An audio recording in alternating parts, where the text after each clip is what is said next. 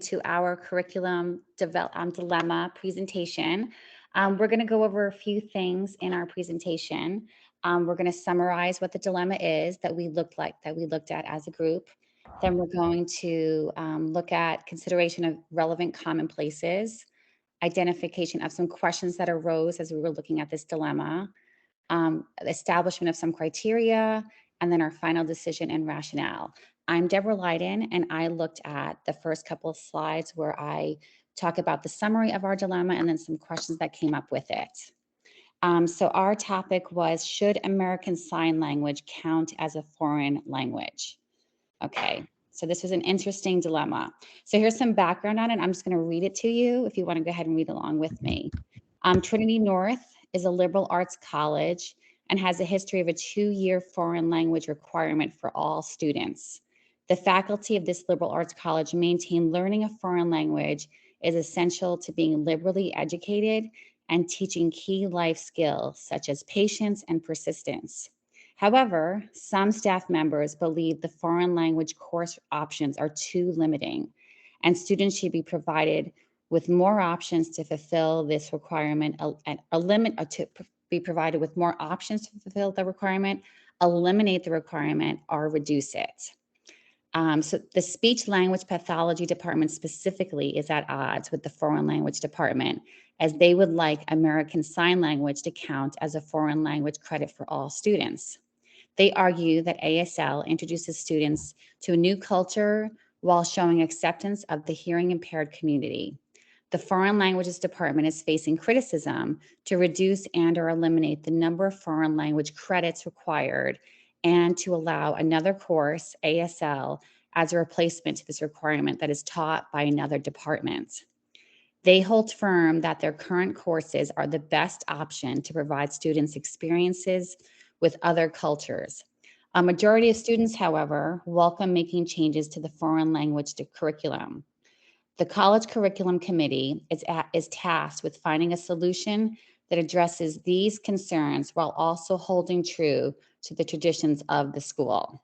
So that's some background on our dilemma. So after looking at this, these were some of the questions that came up.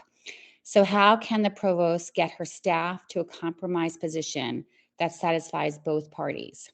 Should the foreign language requirements still be a part of the curricular studies at Trinity North? If so, should it be required for everyone? Also, how can the provost recognize the student and teacher commonplace in this situation? What options are available to the provost? And how can the provost help the foreign language department recognize the view of the American Sign Language Department? So those were some of our overarching questions and the background on it.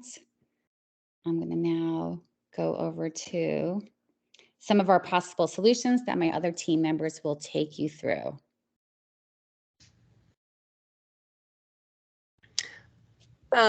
Whoops. I just took control and I lost it. Where's the thing? You're muted. Morgan said it may be down at the bottom. Do you see it? Or I can open it back. I see all of you guys. Do you see it at all?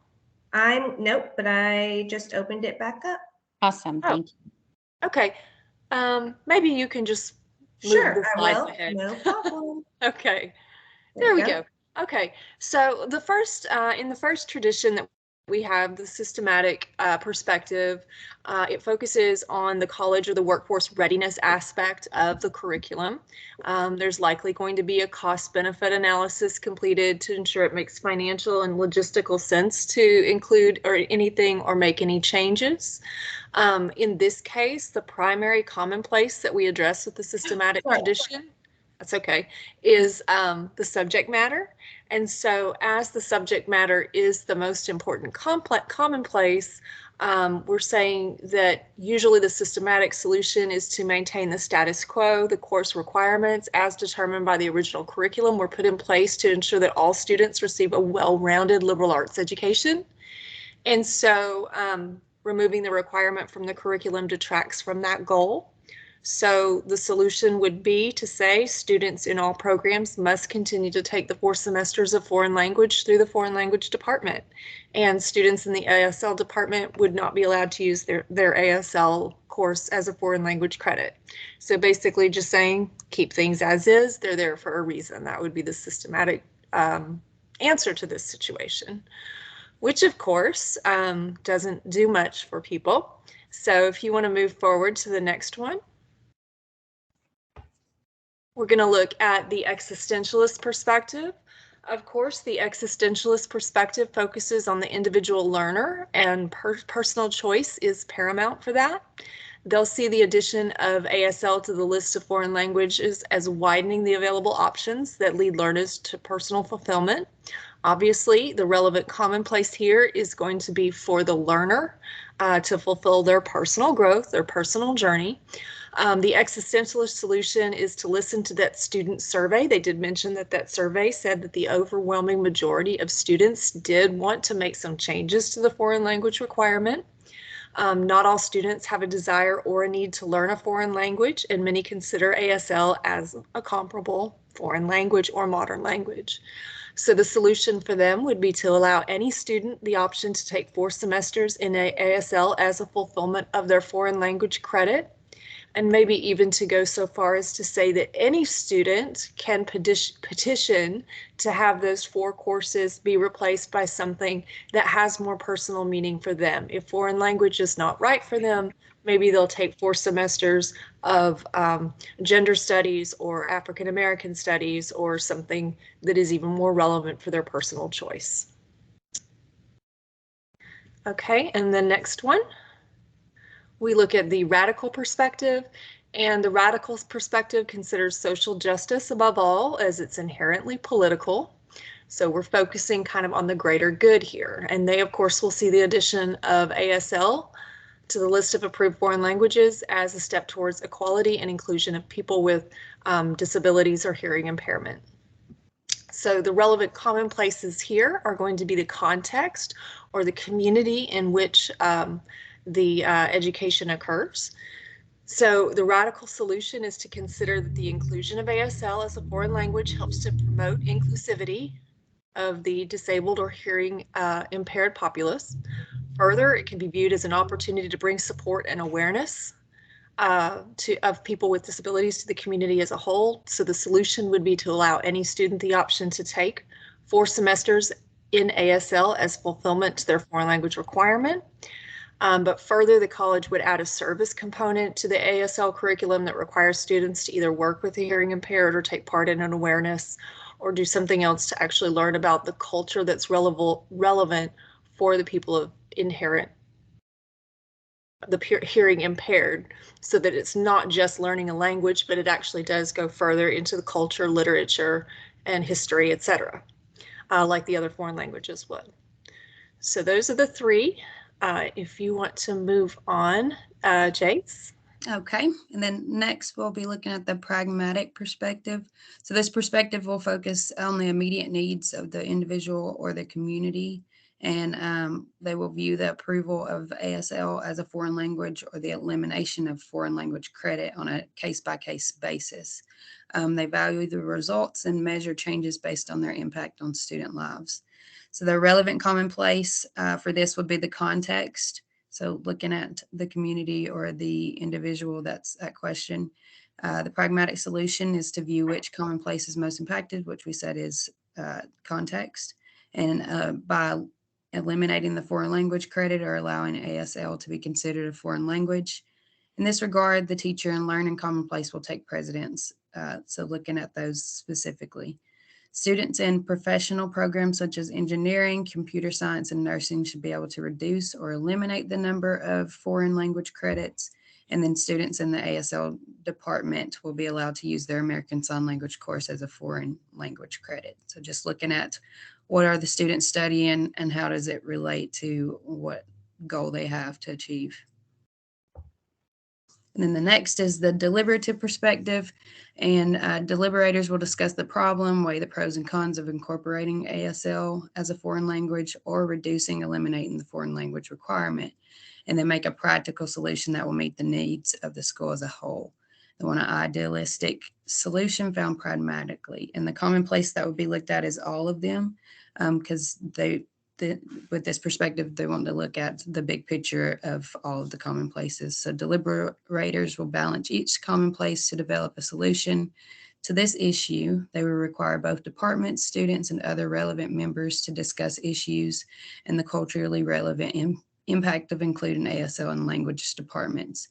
After deliberation, the provost will make the decision based on their consideration of all 5 commonplaces. So solution would be to keep the foreign language requirement for students enrolled in programs directly impacted by their knowledge of a foreign language, or to reduce or eliminate the foreign language requirement for students enrolled in programs such as engineering, nursing, and computer science, or to merge the foreign language department and American Sign Language course into a program called Modern Languages to eliminate misunderstandings surrounding the connotation of American and American Sign Language.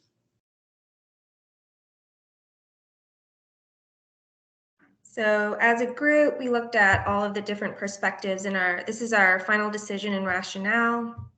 There's a quote from Knoll about liberating curriculum enhances the social, moral, political, intellectual, and spiritual faculties of every student. In order to create such a program, the provost at Trinity North should view the dilemma from a deliberative perspective and guide her faculty toward deliberation.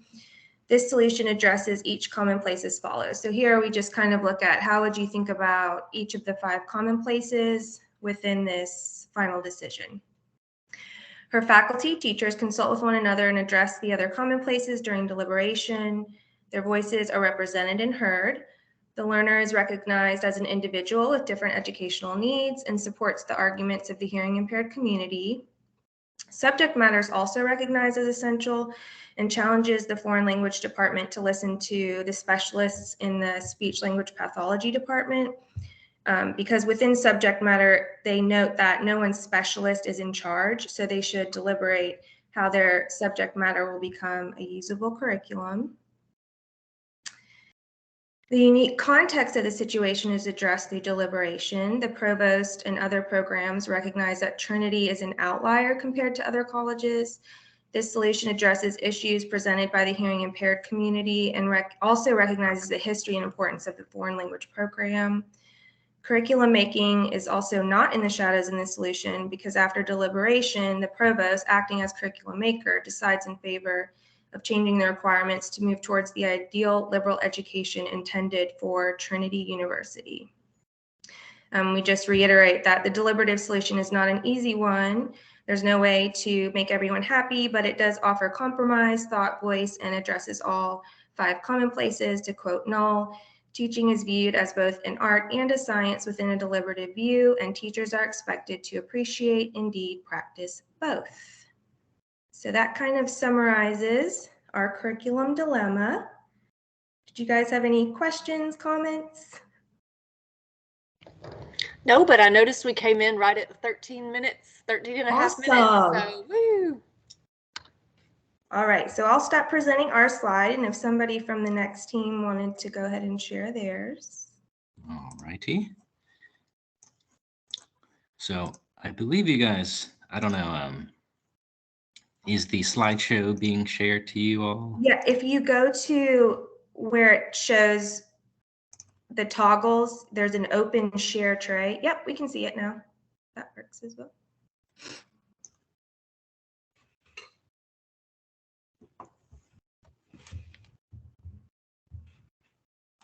All righty.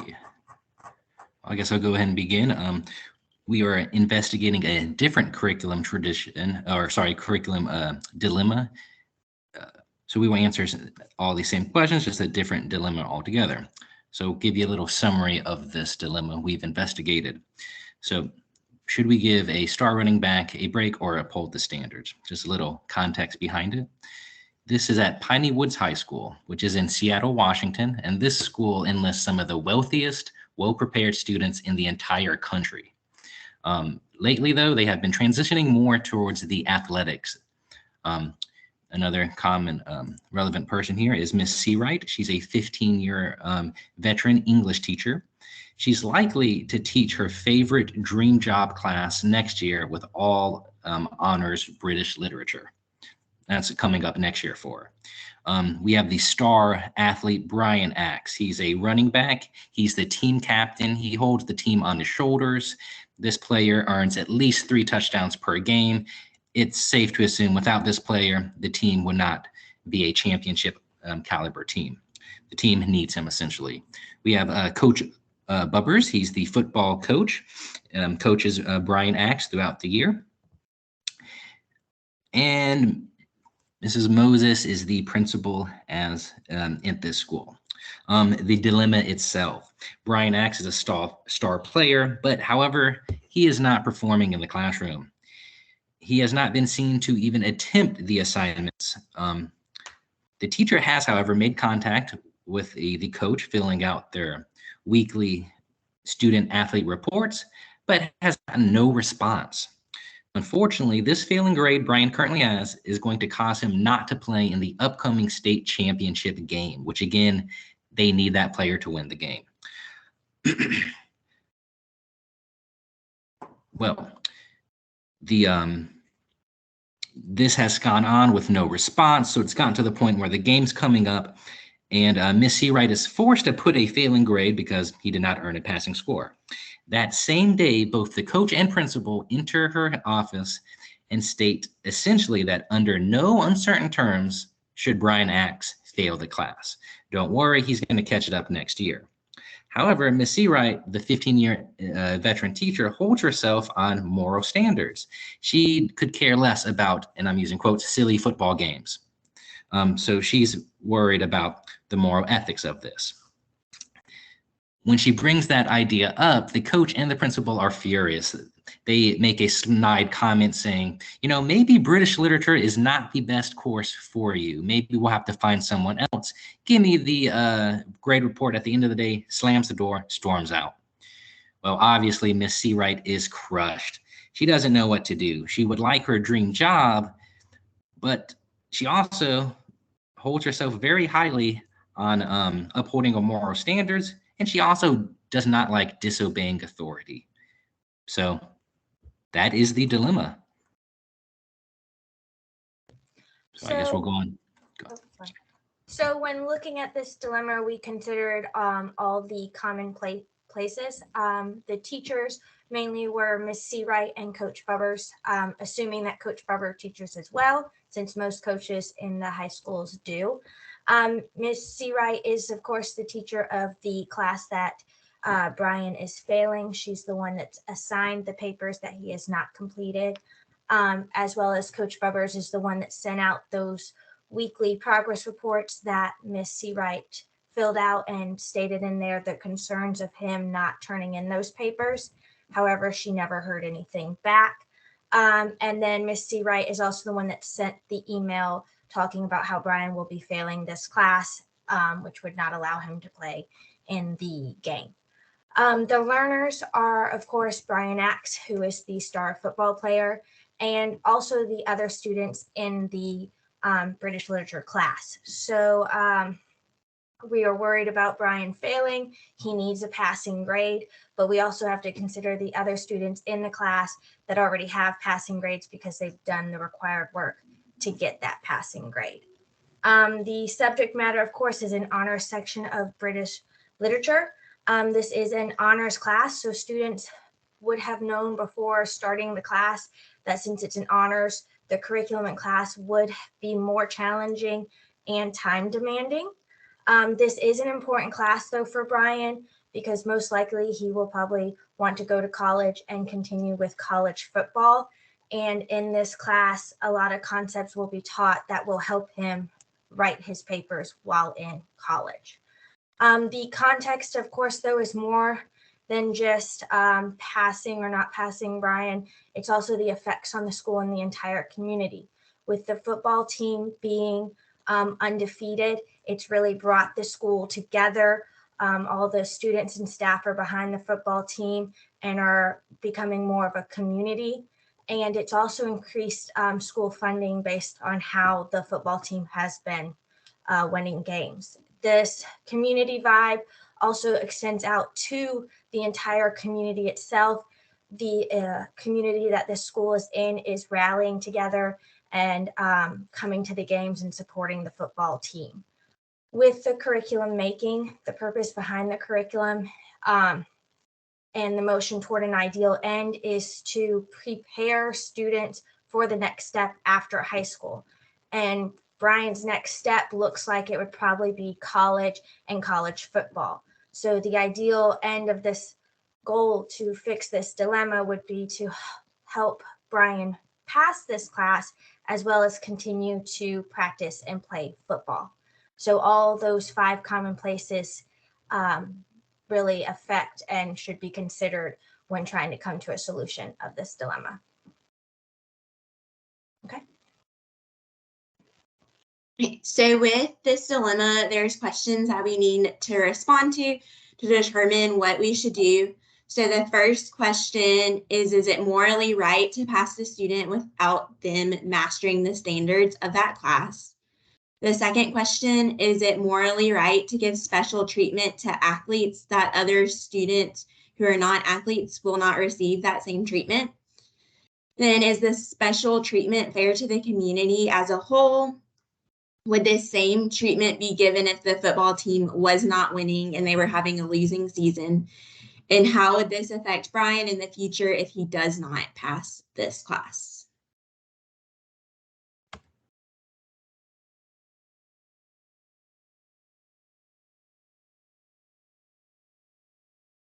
So the next part, we just talked about establishing criteria of what will determine the possible solutions. How will we make those decisions? Seeing that the student is a human being and the specific case that takes into consideration individual and their circumstances. You know, what are the backgrounds that the player is coming from? What kind of role model does he have at home? What kind of circumstances led him to this point? You know, is it seen as empathy or is he just being lazy? Involve as many stakeholders as possible. I think that's one very important step. You know, bringing in not just the coach and the teacher, you know, getting the principal involved, getting somebody from the community involved, and talk about the possible effects it would have on the community of not winning the state championship game, both financially and through support.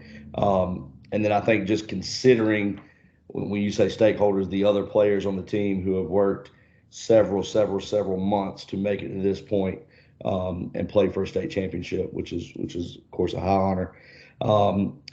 We talked about considering morals, political, and overall purpose for the player, educationally and athletics. What is the purpose? The purpose is to move them along to the next level. You know, you want the kid to learn a lesson, but do you want to, you know, kill his future career and take away from the other, like I said, 85, 90 players on the team? You know, the book and Noel talk about the deliberative being a full experience, not just education. You know, giving a full experience, which means extracurriculars, which means social, which means, you know, school is more than just educational. I think that's very important to understand here. And then understanding the deliberative curriculum, again, define someone's education, which is what I just said, as more than just the intellectual existence. You know, it's more, you know, the extracurriculars, the whole picture are what makes up the curriculum. So I think taking those things into consideration for how we were going to make this decision is what we covered here. All right. So the conclusion, through consideration of all the relevant commonplaces, questions, criteria for solutions, first we kind of considered a pragmatic approach in that the tradition's greatest strength is adaptability, and that they're willing to adapt to produce what works. However, through all the readings and analysis, we've just decided that a deliberative agreement for all parties will be suggested. all commonplaces in this situation will meet in a mutually comfortable location as a team. Throughout that deliberative process, what will be suggested is, in a way, everyone gets a slice of the pie. The student athlete will be given a break to play the game so that they can make money for the community. And hopefully the principal kind of goes back on his promise of using that money for educational scenarios. That being said, there will be a Brian Axe will be held accountable in that there will be a credit recovery package that will go along with the conditioning that will follow the season with Coach Bubber. That was the decision that we've made using the deliberative process. And again, the rationale behind that, again, going from Noel, and also this quote came specifically from the read. The case for the deliberative perspective rests on its ability to provide for the moral conduct of the curriculum task in ways that serve the interest in constituencies acting as the commonplaces of deliberation. So again, just applying that moral conduct and that he will get the content, but as well as serving the best interest of all commonplaces, not just the side of the teacher. And those were the big references we've used.